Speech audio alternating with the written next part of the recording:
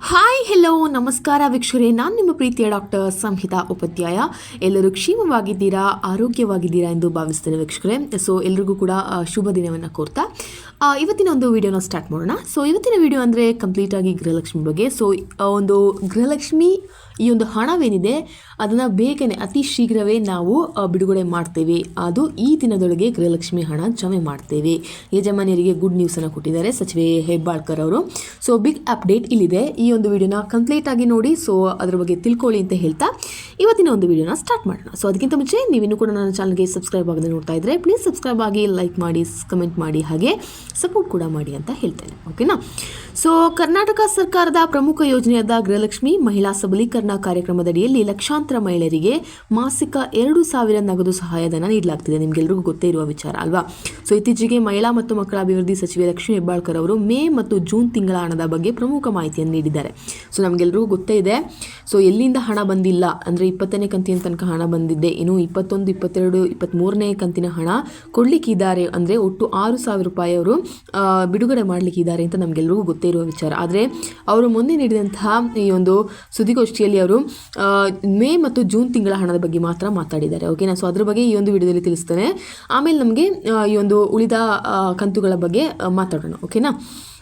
So ಈ ಒಂದು ಮೇ ಮತ್ತು ಜೂನ್ ತಿಂಗಳ ಹಣದ ಬಗ್ಗೆ ಪ್ರಮುಖ ಮಾಹಿತಿ ನೀಡಿದ್ದಾರೆ. ಸೊ ಮೇ ತಿಂಗಳ ಹಣ ಜಮೆಗೆ ಕೊನೆಯ ದಿನಾಂಕ ಯಾವಾಗ ಅಂತ ಕೂಡ ಅವರು ನಿಗದಿ ಮಾಡಿದ್ದಾರೆ. ಸೊ ಸಚಿವೆ ಹೆಬ್ಬಾಳ್ಕರ್ ಅವರು ಜುಲೈ 19ರಂದು 2025ರಂದು ನಡೆದ ಸುದ್ದಿಗೋಷ್ಠಿಯಲ್ಲಿ ಈ ಬಗ್ಗೆ ಹೇಳಿದರು. ಸೊ ಮೇ ತಿಂಗಳ ಗೃಹಲಕ್ಷ್ಮಿ ಹಣವನ್ನು ಇನ್ನೊಂದು ವಾರದೊಳಗೆ ನಾವು ಕಳಿಸ್ತೇವೆ, ಅಂದರೆ ಜುಲೈ 26ರ ವೇಳೆಗೆ ಫಲಾನುಭವಿಗಳ ಬ್ಯಾಂಕ್ ಖಾತೆಗೆ ಜಮೆ ಮಾಡಲಾಗುವುದು ಎಂದು ಘೋಷಿಸಿದರು. ಸೊ ಹಣಕಾಸು ಮಂಡಳಿಯಿಂದ ಅನುದಾನ ಬಿಡುಗಡೆ ಆಗಿದ್ದು ಕೆಲವು ತಾಂತ್ರಿಕ ಸಮಸ್ಯೆಗಳಿಂದ NPCI ಬ್ಯಾಂಕ್ ಆಧಾರ್ ಸಮಸ್ಯೆಯಿಂದ ಈ ಒಂದು ಪಾವತಿ ವಿಳಂಬವಾಗಿದೆ ಎಂದು ಅವರು ಸ್ಪಷ್ಟಪಡಿಸಿದರು. ಅಂದರೆ ಇವತ್ತು ಜುಲೈ 22 ಅಲ್ವಾ? ಸೊ 26ರೊಳಗೆ ಎಲ್ಲರ ಖಾತೆಗೆ ಈ ಒಂದು ಮೇ ಮತ್ತು ಜೂನ್ ತಿಂಗಳ ಹಣವನ್ನು, ಅಂದರೆ ಮೇ ತಿಂಗಳ ಹಣವನ್ನು ಜೂನ್ನಲ್ಲಿ ಕೊಡ್ತೇವೆ ಅಂತ ಹೇಳಿದ್ರಲ್ಲ, ಸೊ ಹಾಗೆ ಜೂನ್ನ ತಿಂಗಳ ಹಣವನ್ನು ಜುಲೈಯಲ್ಲಿ ಕೊಡ್ತೇವೆ ಅಂತ ಕೂಡ ಅವರು ಹೇಳಿದ್ದಾರೆ. ಆದರೆ ಈಗ ತಿಂಗಳುಗಳು ಉರುಳಿ ಹೋಗ್ತಾ ಇದೆ, ಆದರೆ ಈ ಒಂದು ಗೃಹಲಕ್ಷ್ಮಿ ಹಣದ ಬಗ್ಗೆ ಯಾವತ್ತೂ ಅವರಿಗೆ ವಿಳಂಬ ಆಗ್ತಾ ಇದೆ ಅಲ್ವಾ? ಸೊ ಇದ್ರ ಬಗ್ಗೆ ಏನು ಹೇಳಬೇಕು ಅಂತಲೇ ನಮಗೆ ಗೊತ್ತಾಗ್ತಿಲ್ಲ. ಸೊ ಯಾರಿಗೆ ಹಣ ಬಂದಿಲ್ಲ ಅವ್ರು ಏನು ಮಾಡಬೇಕು ಅದ್ರ ಬಗ್ಗೆ ಕೂಡ ಈ ಒಂದು ವಿಡಿಯೋದಲ್ಲಿ ಹೇಳ್ತೇನೆ. ಸೊ ಗಮನವಿಟ್ಟು ಕೇಳ್ಕೊಳ್ಳಿ. ಸೊ ಹಣ ಬಂದಿಲ್ಲದ ಫಲಾನುಭವಿಯರು ನಿಜತನ ಪರಿಶೀಲನೆ, KYC ಮತ್ತು ಬ್ಯಾಂಕ್ ಆಧಾರ್ ಲಿಂಕ್ ಸಮಸ್ಯೆಗಳನ್ನು ಪರಿಶೀಲಿಸಬೇಕು ಅಂತ ನಾನು ಎಲ್ಲ ವಿಡಿಯೋಗಳಲ್ಲಿ ಹೇಳ್ತಾ ಬರ್ತಾ ಇದ್ದೇನೆ. ಸೊ ಯಾರಿಗೋ ನಾನು ಕಮೆಂಟಲ್ಲಿ ನೋಡಿದೆ 14ನೇ ಕಂತಿನಿಂದನೇ ಬಂದಿಲ್ಲ ಅಂತ ನಾನೊಂದು ಕಮೆಂಟಲ್ಲಿ ನೋಡಿದೆ. ಸೊ 14ನೇ ಕಂತಿನಿಂದ ಬಂದಿಲ್ಲ ಅಂದರೆ ಇಷ್ಟು ತನಕ ಏನು ಮಾಡ್ತಾ ಇದ್ದೀರಾ? ಇಲ್ಲಿ ತನಕ 20ನೇ ಕಂತಿನ ಹಣ ತನಕ ಎಲ್ರಿಗೂ ಜಮೆ ಆಗಿದೆ. ಹಾಗಿದ್ರೆ ನೀವು ಯಾಕೆ ಸುಮ್ಮನೆ ಇರ್ತಿದ್ದೀರಾ? ಖಂಡಿತವಾಗ್ಲೂ ನಿಮ್ಮಲ್ಲಿ ಏನಾದರೂ ಸಮಸ್ಯೆ ಇದ್ರೆ ಅದನ್ನ ಪರಿಹರಿಸ್ಕೊಳ್ಳಿ ಅಂತ ಹೇಳ್ತೇನೆ. ಸೊ ಯಾರು ಕೂಡ ನಿಮ್ಮ ಸಮಸ್ಯೆಯನ್ನು ಒಂದು ಪರಿಹಾರ ಕೊಡೋದಿಲ್ಲ. ಹಾಗಾಗಿ ನೀವೇ ಮಾಡಬೇಕಾಗುತ್ತೆ. ಸೊ KYC ಮಾಡ್ಕೊಂಡಿದ್ದೀರಾ, ಹಾಗೆ ಸ್ಥಳೀಯ CDPO ಅಂದರೆ ಕಚೇರಿಗೆ ಭೇಟಿ ನೀಡಿ, ಆ ಒಂದು CDPO ಕಚೇರಿಗೆ ಭೇಟಿ ನೀಡಿ ರೇಷನ್ ಕಾರ್ಡ್, ಆಧಾರ್ ಕಾರ್ಡ್, ಹಾಗೆ ಬ್ಯಾಂಕ್ ಪಾಸ್ಬುಕ್, ಮೊಬೈಲ್ ದಾಖಲೆಗಳನ್ನು ತೆಗೆದುಕೊಂಡು ಹೋಗಿ ಅಂತ ಹೇಳ್ತಾ ಇದ್ದೇನೆ. ಸೊ ದೋಷಗಳಿದ್ದಲ್ಲಿ ತುರ್ತಾಗಿ ಸರಿಪಡಿಸ್ಕೊಳ್ಳಿ ಅದನ್ನ ಅಂತ ನಾನು ಹೇಳ್ತೇನೆ. ಇಲ್ಲದಿದ್ದಲ್ಲಿ ನಿಮಗೆ ಅದು ಹಣ ಸ್ಟಾಪ್ ಆಗುತ್ತೆ ಖಂಡಿತವಾಗ್ಲೂ. ಇನ್ನು ಜೂನ್ ತಿಂಗಳ ಹಣಕ್ಕೆ ನಿಗದಿತ ದಿನಾಂಕ ಮಾಡಿದ್ದಾರೆ. ಸೊ ಈ ಒಂದು ನಿಗದಿತ ದಿನಾಂಕ ಯಾವಾಗಪ್ಪ ಅನ್ನೋದ್ರ ಬಗ್ಗೆ ಕೂಡ ಈ ಒಂದು ವಿಡಿಯೋದಲ್ಲಿ ಹೇಳ್ತೇನೆ. ಸೊ ಸರ್ಕಾರ ಜೂನ್ ತಿಂಗಳ 2,000 ಹಣವನ್ನು ಜುಲೈ 26ರೊಳಗೆ ಫಲಾನುಭವಿಗಳ ಖಾತೆಗೆ ಜಮೆ ಮಾಡಲಿದೆ. ಇದು ಮೊದಲ ಬಾರಿಗೆ ಸರ್ಕಾರ ನಿಗದಿತ ಡೆಡ್ಲೈನ್ ನೀಡಿದ್ದು, ಇದರಿಂದ ಮಹಿಳೆಯರು ತಮ್ಮ ಮಾಸಿಕ ಖರ್ಚುಗಳನ್ನು ಸರಿಯಾಗಿ ಯೋಜಿಸಬಹುದು ಅಂತ ಕೂಡ ಹೇಳ್ತಾ ಇದ್ದಾರೆ. ಸೊ ಆದರೆ ಇದರಲ್ಲಿ ತುಂಬ ಕನ್ಫ್ಯೂಷನ್ಸ್ ನಿಮಗೂ ಇದೆ, ಅಟ್ ದ ಸೇಮ್ ಟೈಮ್ ನನಗೂ ಇದೆ. ಓಕೆನಾ? ಸೊ ಇದು ಯಾಕೆ ಈಗ ಆಗ್ತಾ ಇದೆ ಅಂತ ಅದ್ರ ಬಗ್ಗೆ ನಮಗೆಲ್ಲರಿಗೂ ಗೊತ್ತೇ ಇದೆ. ಇಲ್ಲಿ ತನಕ ಹಣ ಪಾವತಿ ಆಗಿದೆ, ಇಲ್ಲಿ ತನಕ ನಿಮ್ಮ ಜಾಸ್ತಿ ಯಾಕೆ ಮಾತಾಡಬೇಕು ಅಲ್ವಾ? ಸೊ ನಿಮ್ಮ ಒಂದು ಪಾಸ್ಬುಕ್ನ ನೋಡಿದ್ರೆ, ಒಂದು ಎಂಟ್ರಿ ಮಾಡಿ ನೋಡಿದ್ರೆ ನಿಮಗೆ ಗೊತ್ತಾಗುತ್ತೆ ಎಷ್ಟು ಕಂತಿನ ಹಣ ನಿಮಗೆ ಬಂದಿದೆ. ಲೆಕ್ಕ ಹಾಕೋ ಅವಶ್ಯಕತೆಯೇ ಇಲ್ಲ ಅಲ್ವಾ?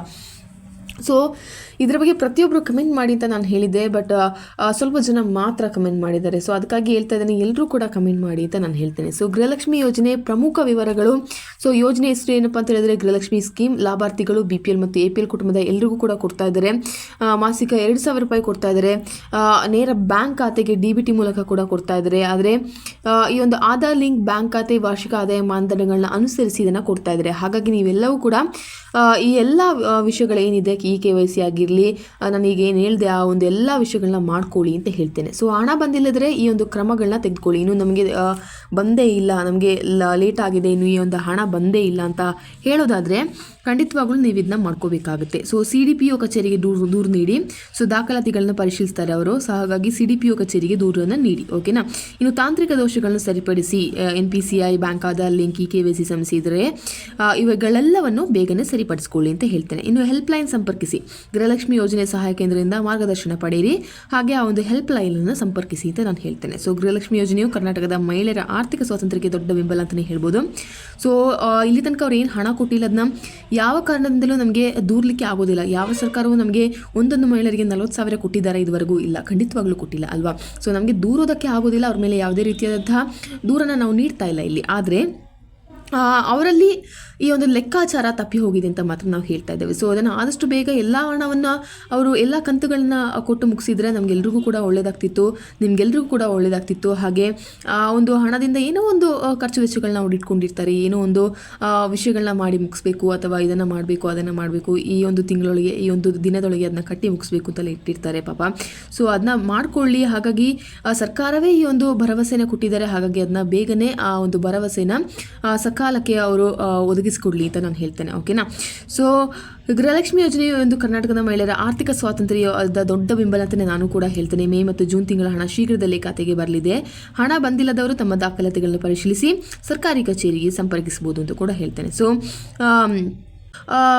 ಗೃಹಲಕ್ಷ್ಮಿ ಬಗ್ಗೆ ನನಗೆ ಪರ್ಸನಲ್ ಆಗಿ ಏನು ಹೇಳೋಕ್ಕಿದೆ ಅಂತ ಹೇಳಿದ್ರೆ, ಸರ್ಕಾರವನ್ನು ಯಾವುದೇ ರೀತಿಯಲ್ಲಿ ದೂರುವಂಥದ್ದಿಲ್ಲ, ಬಟ್ ಆದರೆ ಈ ಒಂದು ಹಣ ತುಂಬ ಮಹಿಳೆಯರಿಗೆ ಹೆಲ್ಪ್ಫುಲ್ ಆಗಿದೆ. ಸೊ ಅವರೇ ಹೇಳ್ತಾ ಇದ್ದಾರೆ, ನಮಗೆ ಈ ಹಣದಿಂದ ಇಷ್ಟೊಂದು ಕೆಲಸಗಳನ್ನ ನಾವು ಮಾಡಿದ್ವಿ. ಇನ್ನು ತುಂಬ ಮಹಿಳೆಯರು ಅವರಿಗೆ ಅವಶ್ಯಕತೆ ಇಲ್ಲದಿದ್ದರೆ 40,000 ರೂಪಾಯಿ ಹಾಗೆಯೇ ಈಗಲೂ ಕೂಡ ಅವರ ಅಕೌಂಟಲ್ಲಿ ಇರ್ಬೋದು. ಸೊ ಅದನ್ನು ದೊಡ್ಡ ಮೊತ್ತ ಮಾಡಿಕೊಂಡು ಏನೋ ಒಂದು ದೊಡ್ಡ ಪ್ಲಾನಲ್ಲೂ ಕೂಡ ಇರ್ಬೋದು. ಸೊ ಈ ಭರವಸೆನ ಮಹಿಳೆಯರಾಗಿ ಕೇಳ್ಕೊಂಡಿಲ್ಲ, ನೀವಾಗಿ ಕೊಟ್ಟಿದ್ದೀರಾ, ಸರ್ಕಾರವಾಗಿ ಕೊಟ್ಟಿದ್ದೀರಾ. ಹಾಗಾಗಿ ಬೇಗ ಈ ಒಂದು ಹಣವನ್ನು ಕೊಡೋದ್ರ ಮೂಲಕ ಅವರ ಒಂದು ಭರವಸೆನ, ನಿಮ್ಮ ಮೇಲಿರುವ ಒಂದು ಭರವಸೆನ ಉಳಿಸ್ಕೊಳ್ಳಿ ಅಂತ ನಾನು ಹೇಳ್ತೇನೆ. ಓಕೆನಾ. ಸೊ ಆ ಒಂದು ಹಣವನ್ನು ಬೇಗನೆ ಅವರು ಜಮಾ ಮಾಡಲಿ ಅಂತ ಹೇಳ್ತೇನೆ. ಸೊ ಎಲ್ಲರೂ ಕೂಡ ಈ ಒಂದು 26 ಒಳಗಡೆ ಒಂದೇ ನಾನು ಹೇಳ್ತೇನೆ, ಎಲ್ಲ ಒಂದು 6,000 ರೂಪಾಯಿ ಖಂಡಿತವಾಗ್ಲೂ ಬರೋದಿಲ್ಲ ನಿಮಗೆ. ನಾನು ಅದೇ ಹೇಳ್ತಾ ಇದ್ದೇನೆ, ಒಟ್ಟಿಗಂತೂ 4,000, 6,000, 8,000 ಎಲ್ಲ ಯೂಟ್ಯೂಬ್ ಚಾನಲ್ಗಳಲ್ಲಿ ಏನು ಹೇಳ್ತಾ ಇದ್ದಾರೆ, ಖಂಡಿತವಾಗ್ಲೂ ಈ ಒಂದು ಅಮೌಂಟ್ ಬರೋದಿಲ್ಲ. ಓಕೆನಾ. ಸೊ 2,000 ರೂಪಾಯಿ ಆಗಿ ಮಾತ್ರ ಬರುತ್ತೆ ಅಂತ ನಾನು ಹೇಳ್ತೇನೆ. ಏನು ಬಂದರೂ ನಿಮಗೆ ಈಗ 2,000 ರೂಪಾಯಿ ಜುಲೈ 26ಕ್ಕೆ ಬಂತು ಅಂತ ಇಟ್ಕೊಳ್ಳಿ, ಫಾರ್ ಎಕ್ಸಾಂಪಲ್ ಸಪೋಸ್. ಓಕೆನಾ. ಸೊ 26ಕ್ಕೆ ಬಂತು ಅಂತ ಇಟ್ಕೊಂಡ್ರೆ ಇನ್ನೂ ಒಂದು ವೀಕ್ ಬಿಟ್ಟು ನಿಮಗೆ 2,000 ಬರ್ಬೋದು ಮೇ ಬಿ, ಬಟ್ ಒಟ್ಟಿಗೆ ಅಂತೂ 4,000 ರೂಪಾಯಿ ಖಂಡಿತವಾಗ್ಲೂ ಬರೋದಿಲ್ಲ. ಓಕೆನಾ.